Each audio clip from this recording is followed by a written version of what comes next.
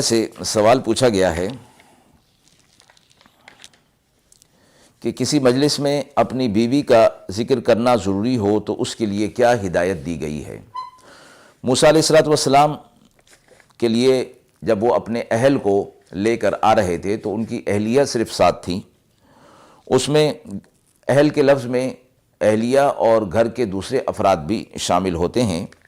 اس مقام پر حضرت موسیٰ علیہ السلام کے ساتھ تنہا ان کی اہلیہ محترمہ تھیں، کوئی دوسرا نہ تھا، مگر آیت کے اندر جو لفظ استعمال کیا گیا اس میں اشارہ اس طرف پایا گیا کہ اگر کوئی شخص مجلس میں اپنی بیوی کا تذکرہ کرے تو اشارتاً اور کنایتاً عام لفظوں میں کرنا چاہیے، نام کے ساتھ نہیں کرنا چاہیے، کہ اس میں زیادہ پردہ بھی ہے اور زیادہ احترام بھی ہے۔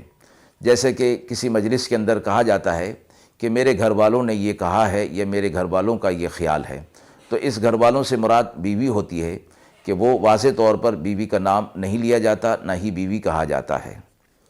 وآخر دعوانا ان الحمد للہ رب العالمین۔